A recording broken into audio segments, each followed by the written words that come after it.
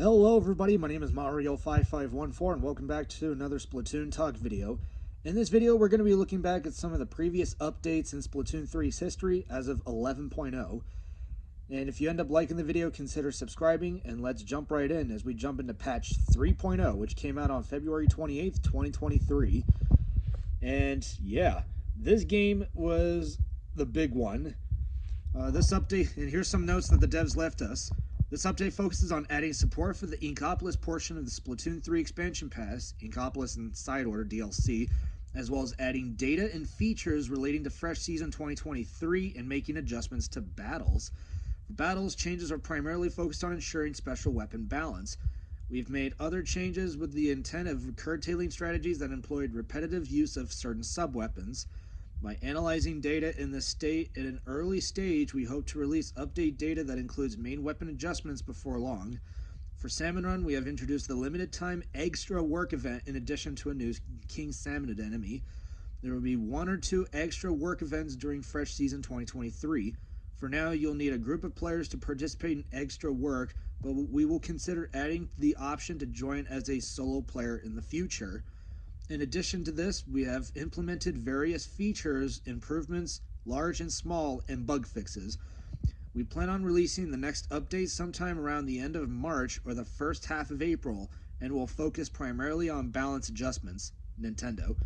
Okay, with that being said, there's a lot to talk about here. Changes to DLC. Added support for Inkopolis DLC. Players who have purchased the Splatoon 3 expansion pass, Inkopolis and Side Order DLC, can now travel between Inkopolis and Splatsville using the train station in the square. Inkopolis has the same shops and features as Splatsville. The shops in Inkopolis and also have the same lineup of products as Splatsville. If you buy something in one location, it will be sold out for the day in both locations. So I think that's a nice change there. Season and catalog changes. It added several new gear, titles, splash tags, decoration stickers, and emotes, and a new gear brand ZNF or Z plus F, which was basically a merging of 2 companies. I think Zeko and Firefin. I think. So yeah, about 126 new items added to store product lineups. 2 new battle stages include Umami Ruins and Manta Maria. Also, 2 new specials have been added to the game, and they are none other than the Super Chump and the iconic Kraken, or Kraken Royale, as it's the new one. It's similar to its predecessor in Splatoon 1, but it's completely different. So Kraken Royale. Transform into a huge squid or octopus and attack by pressing the B button to jump or by holding and releasing the ZR button to do a charge attack. You'll be vulnerable for a moment before an attack after transforming, but you won't take any damage from attacks while transformed. And yeah, we all remember what happened in Splatoon 1 with invincibility specials and how broken they were. But yeah, I think Kraken Royale is a little bit more balanced than the original Kraken. However, that could change though. We don't know yet though. Super Chump. Aim and scatter a bunch of balloon-like decoys in a certain area. Markings that look like super jump landing spots will display on the ground where the decoys will land. Decoys can be destroyed if hit with an attack. Decoys that aren't destroyed will explode after a certain amount of time, inking the turf around them and dealing damage. Which, yeah, I think a lot of people kind of like this special. However, a lot of people like me like tent missiles even more, given that, yeah, considering the fact tent missiles is a global range special, you could just displace anyone from a distance, allowing you and your teammates to move forward without any issues. And unfortunately, Super Chump barely did the job there. We also have new weapons, which they will be available at the start of Fresh Season 2023. We have Neo Sploosh, which has the reference kit of what the regular Sploosh had back in Splatoon 1, which was Squid Beacon and Whale. Worst kit imaginable. We have Neo Splash with Suction Bomb and Tri-Strike, as what they call Triple Ink Strike for short.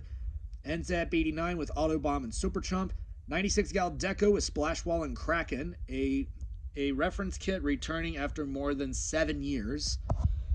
Custom Jet Squelcher with Toxic Mist and Inkstorm. L3 Nozzle Nose D with Burst Bomb and Ultra Stamp. They were so close, but instead of giving it like Kraken or Inkjet, they gave it Ultra Stamp. I don't know why they did this, but whatever. We have Rapid Blaster Deco with Torpedo and Inkjet. We have Neo Clash Blaster with Curling Bomb and Super Chump. We have Krakon Splat Roller with its Splatoon 1 reference of Squid Beacon and Kraken.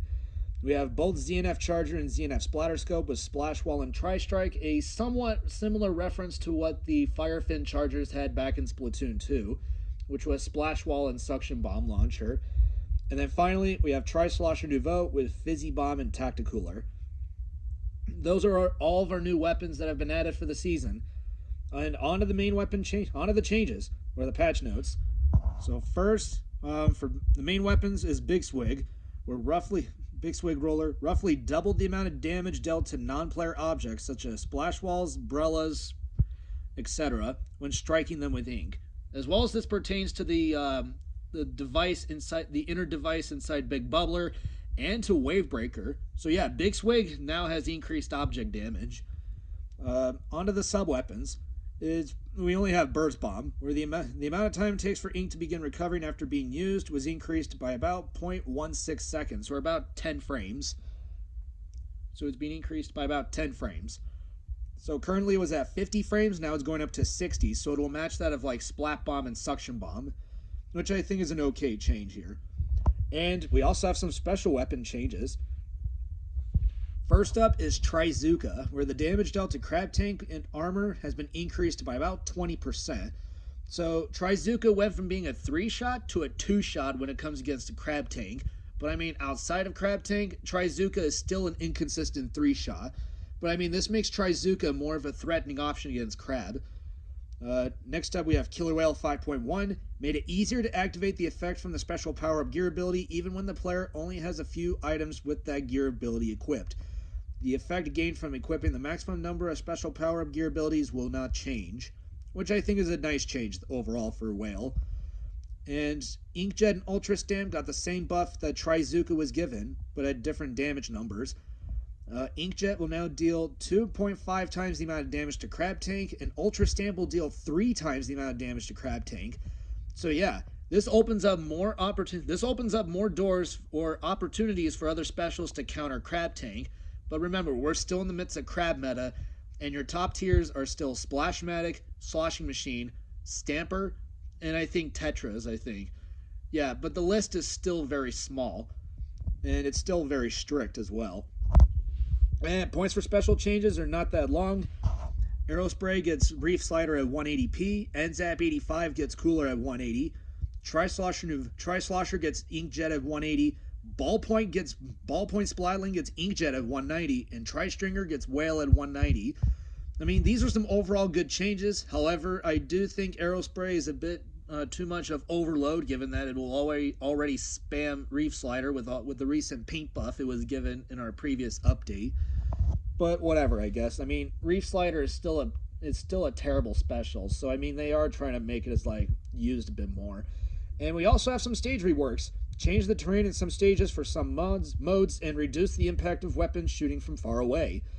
Which we have for Eel Tail Alley for all modes, Hagglefish Market for Turf War, Splat Zones, and Clam Blitz, Mincemeat Metalworks for Turf War and all modes except Tower Control, Hammerhead Bridge for all modes, Museum de Alfonsino for all modes except Tower Control, Mahi Mahi Resort for Turf War and Splat Zones, Mako Mart for all zones except Rainmaker, and Wahoo World for Turf War, Splat Zones, and Clam Blitz. Also, there were a few other changes done to the specials, such as Ultra Stamp, Inkjet, and Crab Tank, where the sound effect when activating is now less audible to its teammates, similar to what Trizuka got back in 2.0. So I think this is somewhat of a good change. However, it's just going to make things a little bit harder for your teammates to hear. Even though I think it's more towards the opponents, given that if your opponents are if it's easier for your opponents to hear it, then I think it's a nice trade-off here. And aside from that, that's basically it for it. And changes to Salmon Run, we have a new King Salmon called the Horobros, may appear wherever a Kohozuna or a Horobros appears will depend on the schedule at the time. Data relating to the upcoming Big Run event has been added. Data relating to the limited time extra work event has been added. And basically every single thing here is basically all relating to Salmon Run. And yeah, you guys can check this update out on Inkopedia. Link is in the description below, so don't forget to check that out. Changes to connectivity. Made it so that players will be notified when their connection is unstable. If the connection continues to be unstable, player controls will temporarily be disabled. So yeah, there is that to go off of here. Changes to Splatfests.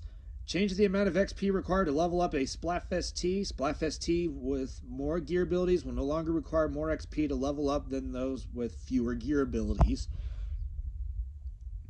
So yeah, it originally had like different numbers from like 2,000 to, for 0 abilities. One ability will get 8,000, 14,000 for 2, and 28,000 for 3. Now it is all even at 7,500, which I think is a nice change overall, given that Splatfest is like a limited time event, which is like only lasts like 1 to 2 days. And yeah, we also have a few changes to lockers. Added a feature to store all items placed in your locker at once, and press the minus button while editing your locker to use this feature. As well as a few changes to the table turf battles. You can now create it is now possible to play table turf battle against friends and players in the same pool. You can create a room for table turf battle in the lobby. 10 players can join, up to 10, like similar to private battles. I think if 2 players in the same room take a seat at the table turf battle tables on the second floor of the lobby, a game between the 2 will commence. You can just, yeah, and all the other changes that you see here. As well as this was a 3.0 also added. This was also the update where they added a jukebox to the lobby. You can use 100 cash to temporarily change the music playing in the lobby to a song of your choosing. You'll gain more songs to choose from as you progress in the game, and when using the jukebox in a private battle or a PB, the music you choose will also play in the lobbies of other players in that room, which I think is a really good change. And other changes to increase the number of badges that can be obtained based on player level, and yeah, you guys get the picture. As well as a few more bug fixes here. Yeah, look at that.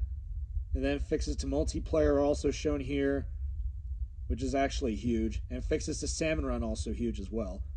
Splatfest fixes are not that big of a deal here, and other fixes are shown here where it's just completely big. So yeah. And that's it. That is all the changes for 3.0. Thank you all for watching. If you guys like the video, be sure you subscribe and don't forget to leave a like on the video. And stick around for the next update. Stick around for the next video, as the next update will be focused on long-term changes that will officially change the game for the better. Thank you all for watching, and I will see you all next time.